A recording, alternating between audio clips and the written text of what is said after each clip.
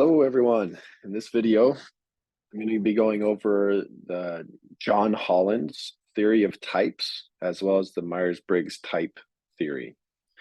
And these are two approaches that are based in the trait and factor approach. So still trait and factor theories of gaining information about yourself, gaining information about the world of work, and then making a decision based on the connection of those two forms of awareness. So basically, John Holland just emphasizes interest as a central characteristic of self-identity, self-understanding, and then understanding what interest groups for career environments, and then connecting the two. The Myers-Briggs type theory just focuses on personality. So that personality is the central construct of personal awareness of the personality characteristics of the career environment, and then connecting the two. So I'll talk about both of those in this video. So for Holland's theory of types, I'm going to share my screen and share what's called the Rayasek hexagon. Okay.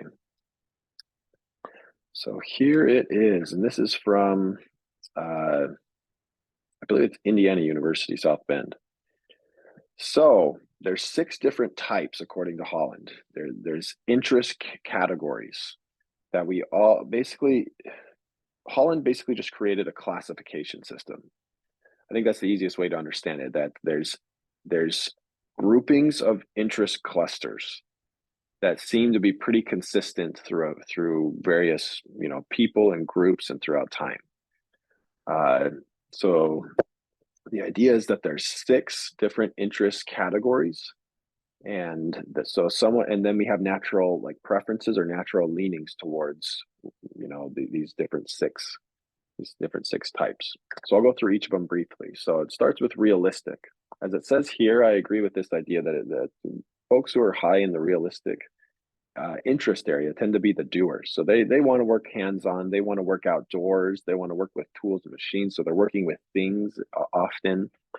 And as it says here, they might be mechanics, carpenters, engineering technicians.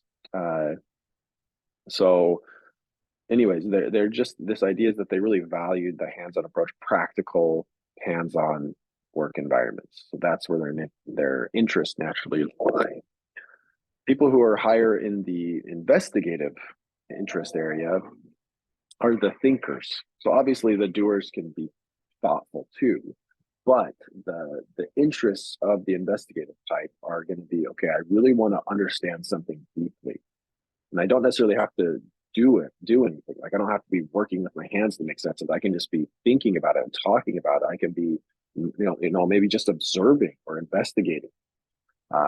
So maybe even just performing research, like lots of, PhD researchers would likely have, interest in this investigative type because they want to just not understand something superficially, but pretty deeply. So they're often people high in the investigative type are willing to put in lots of work, maybe lots of years of schooling, maybe just lots of research on their own to explore concepts and ideas. And those who are high in the artistic area are the creators. So artistic doesn't just have to do with, hey, I like to draw and paint or perform, music. Artistic there's a more fundamental part of being artistic in this artistic code. It's like I value and I'm drawn to and I'm deeply interested in originality, creating new ideas, trying new things. Just this idea of creation is what really draws the artistic folks in. So that can absolutely be through art, standard art like painting and drawing, working with clay, whatever it is. But it can also be like maybe entrepreneurs might be pretty high in the artistic because they want to create new ideas. Could be someone who's a leader who wants to just redefine the mission for the organization and think of new possibilities of what the organization could look like. So that could also be an artistic area. So I think it's just important that it's not kind of pigeonholed into, oh, it must be art based. No, there's a deeper level of this creation need. And social. So those who high in the social interest area are the helpers. So these tend to be the counselors, the teachers, the educators, the nurses. So these people like to work with others, and they want to help them achieve their potential. They want to help train them to grow and to learn and to develop. And we'll talk about extroversion and introversion in a moment with Myers-Briggs type theory. But the helpers don't necessarily have to be really. They don't have to be extroverts. It could just be like, hey, I really want to work with someone just one on one. That could, so someone high in this, like, I want to help somebody. I don't want to work with big groups of people. I don't want to work with lots of people. It's just a one-on-one relationship. Or it could be the opposite. I want to help large groups develop and learn and progress. So there's lots of nuances under that category. Then the enterprising interest area. These are the persuaders. So people high in the enterprising tend to value being in leadership roles, managing others, or like it says there, persuading others, influencing others' perceptions. So a lot of the business area fields tend to fit under the enterprising interest code. Or I guess also, like it says here, politics, working in organizations with that persuasion lens. And then conventional. So conventional, these are folks who really like to organize. A lot of times it's organizing data. It's working really detail oriented, wanting to like really understand the details. So one of my colleagues in the past was, whenever we brought up new projects as a team, the project would come up, and we'd start kind of planning, thinking of the larger ideas, and that's where my interest preference is more just kind of like the big idea concepts. But then she was very, okay, so what does this actually mean? What are the details? Like, how do we do this? Like, what are the pragmatic details of like how we're going to actually create this vision and make it happen? So she was much more in this conventional side of being organizing our projects into like practical, detailed tasks to make it happen. So, which was really, really important and helpful. So yeah, and a lot of like it says here, accountants are likely going to be pretty high in the conventional code if they're interested in enjoying their job. Actuaries, so those are folks who are just compiling data for like insurance reasons. As it says here as well, like bookkeepers, sometimes like computer operators, or even just like working with coding. A lot of times there's a really detail oriented approach to that as well. So these are the 6 Holland codes. And you'll see a lot of different hexagons out there. If you look up RIASEC, RIASEC, that it's pretty common to see this. I'll stop sharing just for a moment. So the Holland codes can be used formally. Like, there's lots of interest inventories out there, and you're going to be taking one as part of the course called the Strong Interest Inventory. And those can be really helpful. I found that some clients, that's what they needed. They just like, maybe they're just pretty new on their self-exploration and this career journey. So they just kind of need some general ideas of like, okay, how do I even make a decision? What information do I even need to consider? So sometimes those assessments can be just important entry points into what to explore. But also these codes can be used informally. So for example, Mark Savickas, which he does more of a narrative approach. He doesn't do formal assessments. Just through the questions he asks, he starts to kind of like, he has certain questions that are kind of targeted at kind of qualitatively figuring out what are the interest codes for the individual. So yeah, it can be basically, like I said earlier, it can be a way of classifying interests. So if we start to hear, oh, okay, this person sounds like what they're talking about with their interests and what they're passionate about or their values, that they tend sound like they're maybe high in the social code, or maybe that's their primary social code, or an interest code is social. So then you can start to have a better idea of what careers might be a good fit and help them kind of explore that. So there's a few more principles that I wanted to address on Holland's theory before we jump to the Myers-Briggs type theory. So there's an idea of congruence. So Holland talked about congruence, and congruence is not the same as like a person-centered or Rogerian approach to just like, being honest and authentic. And aligning with values. But in this approach, it's more, as in the Scharf text on page 126, it says that congruence refers to the relationship of the personality to the environment. So basically, if someone has a high social interest, maybe, and usually these assessments don't just give you one like highest interest code. It usually gives you 2 to 3 that are your highest codes. Maybe someone's high in social, artistic, and investigative. Those are their 3. And in that order, social's highest, artistic second, and investigative. So if someone found a career that really allowed them to live out that social interest primarily, but then also be able to use some artistic interest, area as well, and then maybe even some of the investigative, if there's a good fit between, who they are, that those are clearly their primary, and then their work allows them to use those interests, then they'd be high in congruence.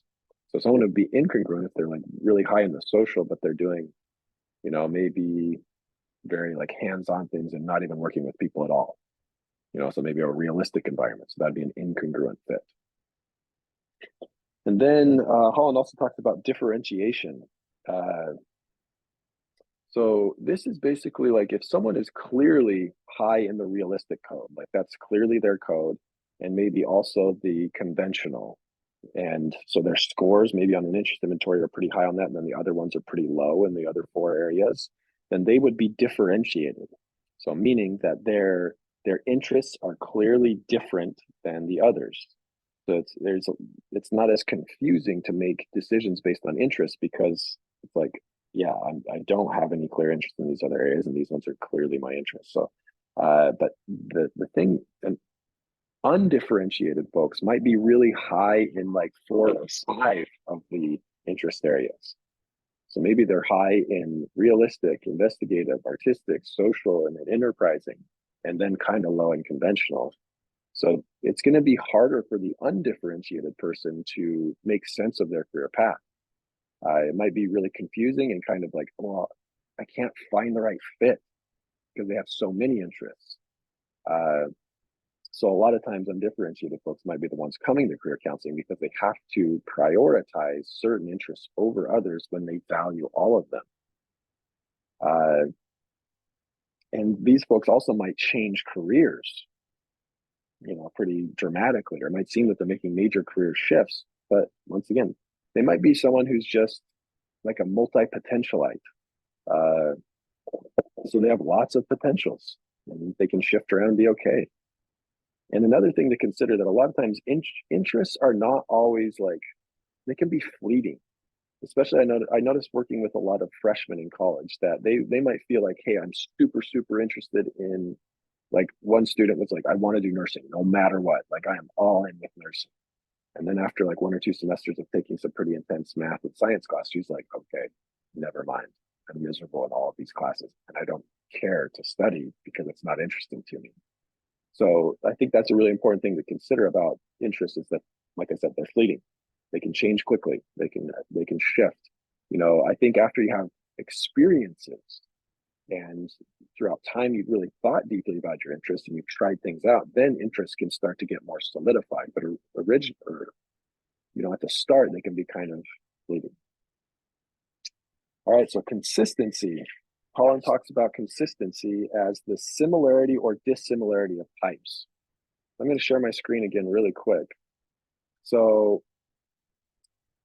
basically,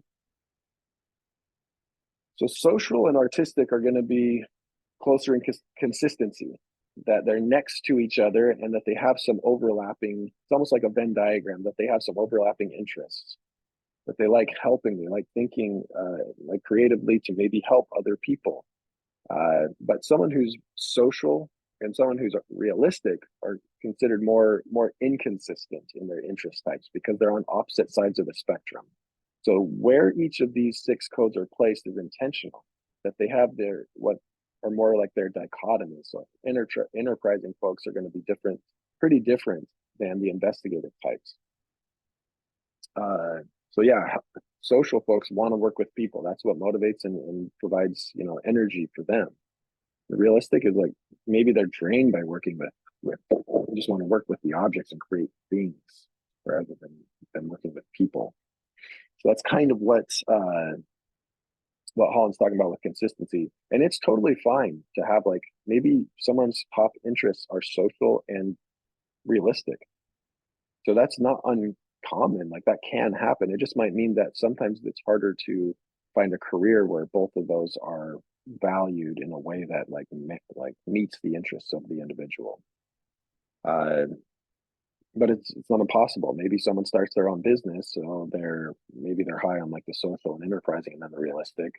Those were their top three: is social, realistic, and enterprising. So they're working with people through owning the business, but then maybe it's a construction company where they're doing the remodeling project. So they meet these social and persuasion interests by kind of the business side of it, but then the application side of doing the construction work would be the realistic. So it can happen, but it just might mean there's some more creativity to make it work well. And the last thing about identity is Holland talked about identity as on page 130 in the Sharp text. It talks about the clarity and stability of a person's current and future goals.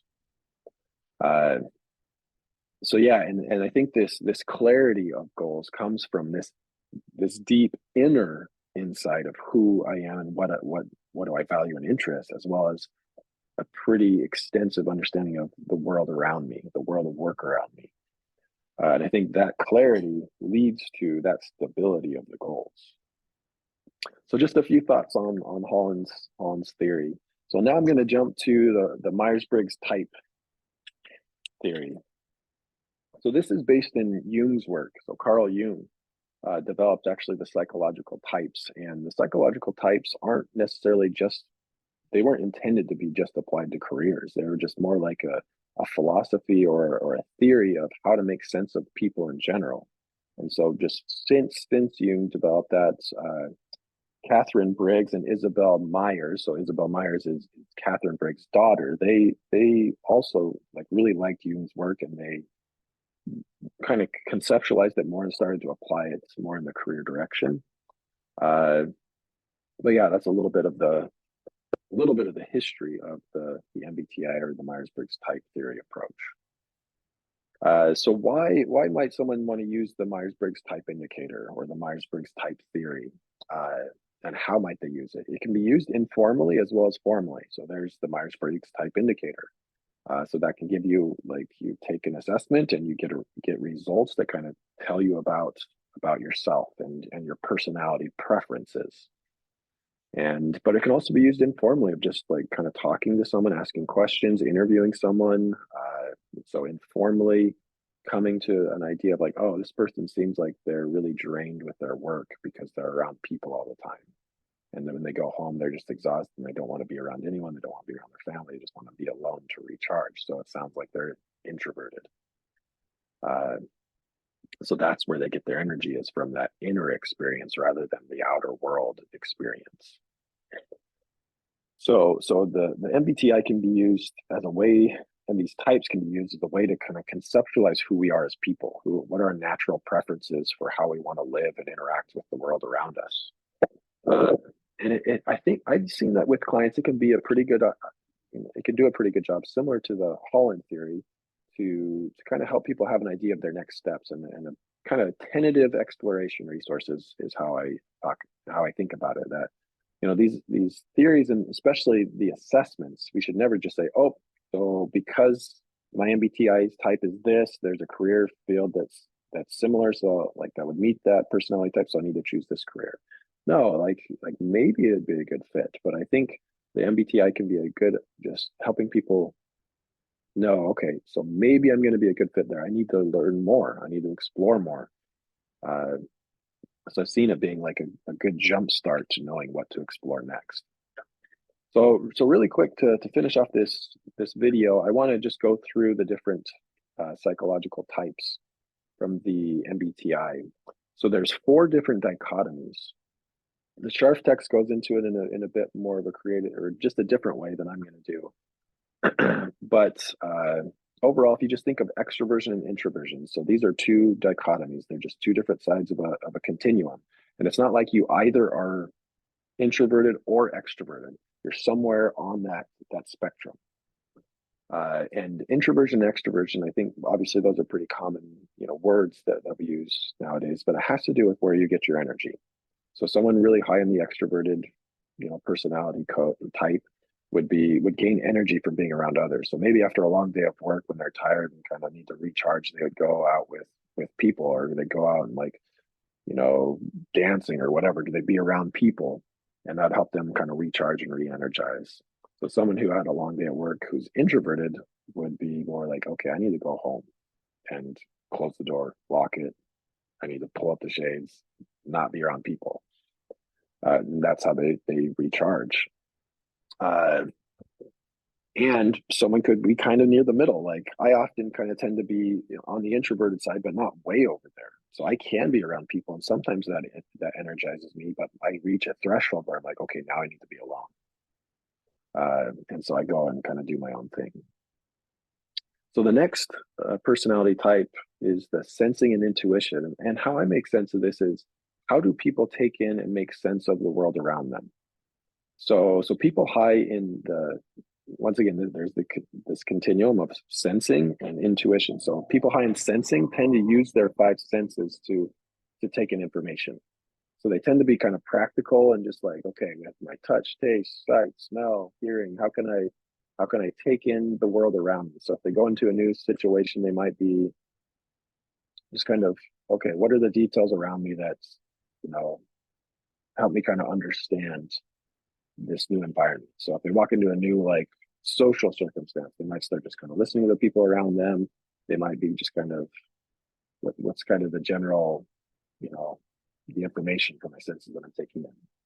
So someone high in the intuition side is going to be more like, they're going to like take in information with the senses in the same way, but then they're going to trust more their gut, trust their intuition. I guess that's using the word, but they're going to trust that intuition. They're going to trust like the insight that they feel about things. So they tend to be, let me pull it up here.